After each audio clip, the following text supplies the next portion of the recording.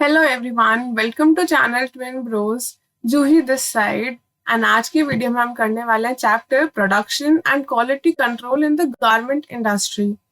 तो ये जो चैप्टर है हमने हमारे होम साइंस के बोर्ड एग्जाम्स के टाइम नहीं पढ़ रखा है। This is a new chapter, तो इसको ज्यादा अच्छे से करना इम्पोर्टेंट है बिकॉज कुछ कॉन्सेप्ट्स हो सकते हैं जो हमने शायद ना कवर कर रहे हैं, समझ ना आए हो। तो इस वीडियो के थ्रू हम वो सारे कॉन्सेप्ट्स देखेंगे एमसीक्यूज के फॉर्म में कि पहले एमसीक्यूज क्या थे, प्रीवियस क्वेश्चंस क्या थे एंड क्या मोस्ट इंपॉर्टेंट सीयूईटी पे आ सकते क्वेश्चंस, वो सारे क्वेश्चंस जो हम इनमें कवर करेंगे इस वीडियो में। So let's get started. First question is, what is the estimated value of a garment of the garment industry in India? A 1 million industry, 1 trillion industry, 10 million या फिर 10 ट्रिलियन। अब ऐसे क्वेश्चंस तो हैं, usually तो नहीं आएंगे बिकॉज इसमें नंबर याद रखना है, बट यू शुड नो कि कितना बड़ा है बिकॉज इसके अराउंड या फिर एमसीक्यू बन के कुछ और असर्शन रीजनिंग ऐसे करके आ सकता है।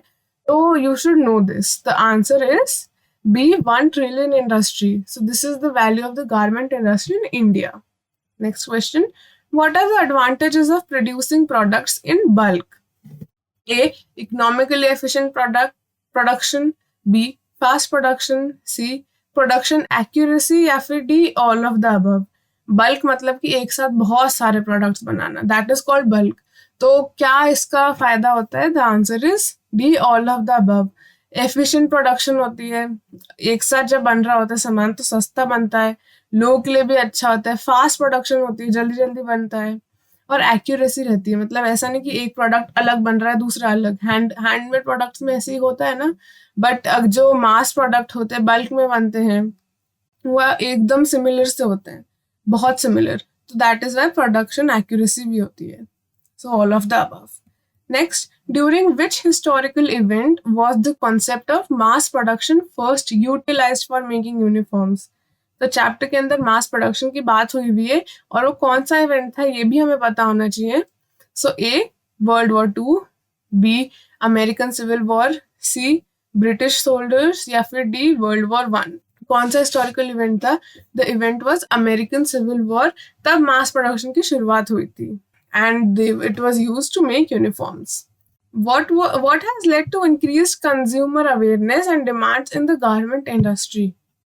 A, internet. B, fashion. C, globalisation. या फिर डी, मास प्रोडक्शन। कंज्यूमर्स को ज्यादा अवेयरनेस किससे मिली? This is very easy question, chapter ना भी पढ़ा हो आपने तो आपको पता होना चाहिए कैसे अवेयरनेस मिलती है कंज्यूमर्स को। The answer is A, internet. Next question, which term describes the process of making products identical through repetitive production? A, manufacturing industry। B, apparel production। C, quality control। या फिर D, मास प्रोडक्शन। इनमें से कौन सा एक term है जिससे पता लगता है कि प्रोडक्ट्स एक जैसे बनते हैं और रिपीटेटिव बनते हैं? तो किससे हो सकता है वो? मैंने आपको अभी बताया, the answer is mass production.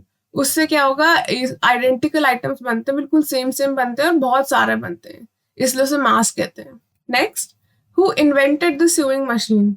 A, Isaac Newton. B, Isaac Singer. C, Elias Howe. या फिर D, mother Teresa.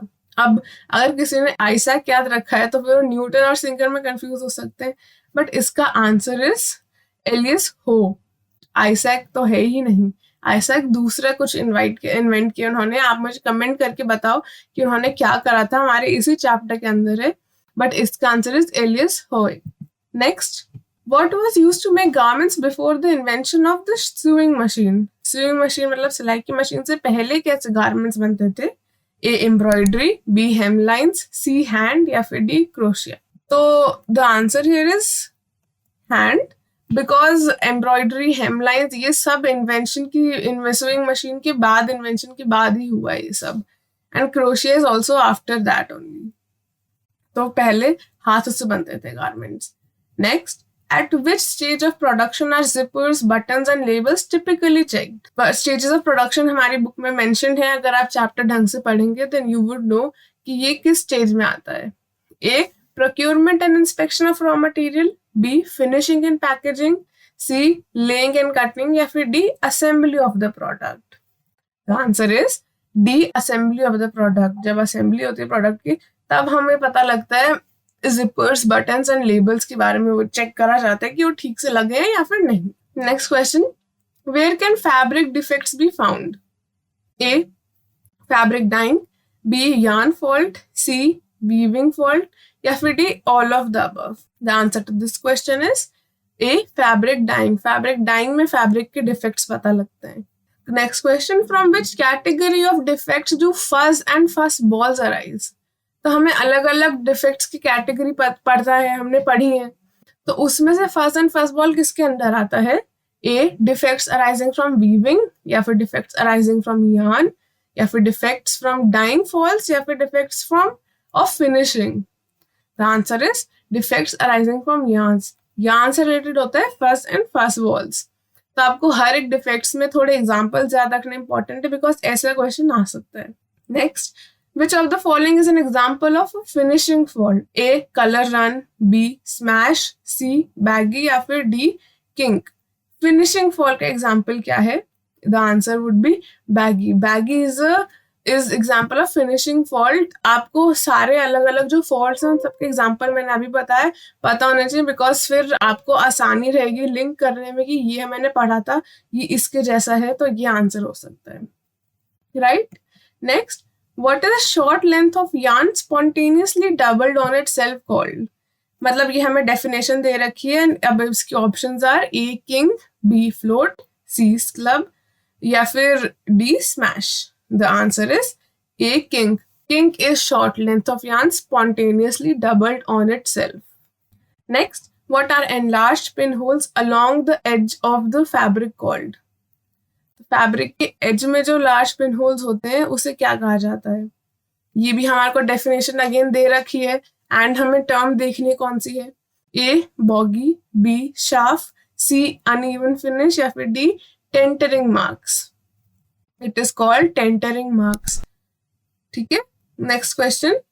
Which test is typically not included in fabric inspection? A, color fastness, B, thread count, C, curled sleeve edges, या फिर D, shrinkage. Fabric जब inspect करते हैं देखते हैं कि वो ठीक है या नहीं है तो क्या इसमें से नहीं देखा जाता? तो थ्रेड काउंट नहीं देखा जाता, बाकी colour, curled, selvages and shrinkage ये सब देखा जाता है. Thread count is not included. Next question, what is the next step after fabric inspection? जब फैब्रिक इंस्पेक्ट कर लिया उसके बाद क्या होता है? A, colouring, B, sewing, C, laying, या फिर D, finishing. The answer is C, laying. तो आपको स्टेप्स पता होना चाहिए कि फैब्रिक फॉर्मेशन में क्या क्या स्टेप्स आते हैं. इंस्पेक्शन के बाद लेइंग आता है. Next, which defects arise from finishing faults? A, baggy, B, sharp, C, uneven finish, या फिर D, all of the above. The answer here is all of the above. ये सारे defects आ सकते हैं finishing fault के अंदर.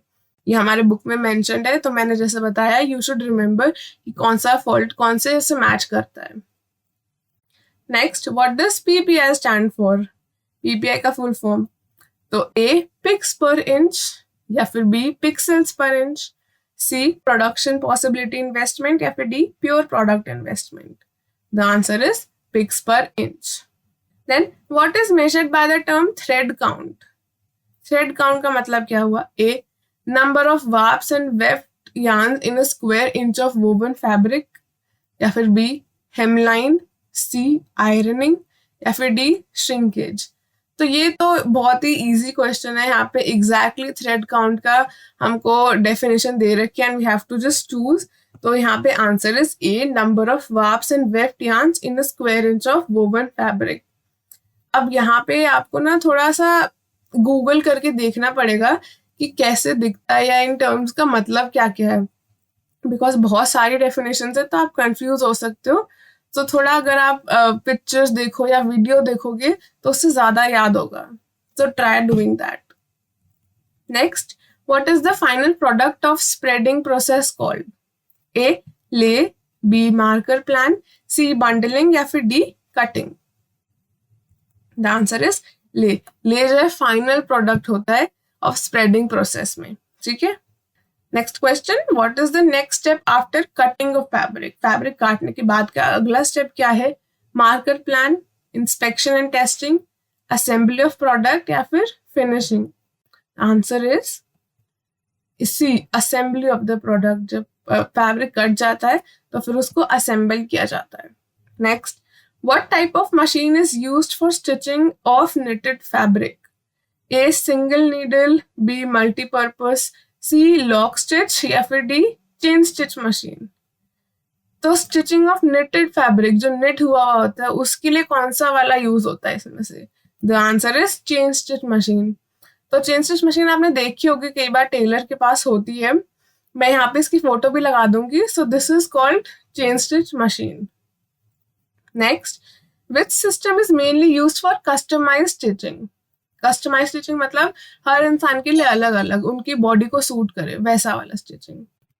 So the options are A tailor system, B module system, C production system या फिर D multiple system. Customise stitching की बात हो रही है तो यहाँ पे टेलर सिस्टम आएगा. जैसे हम टेलर के पास जाते हैं, अपना कस्टमाइज नाप देते हैं, कपड़े बनाते हैं, that is called tailor system, right. Next question, which system is most popular in garment industry?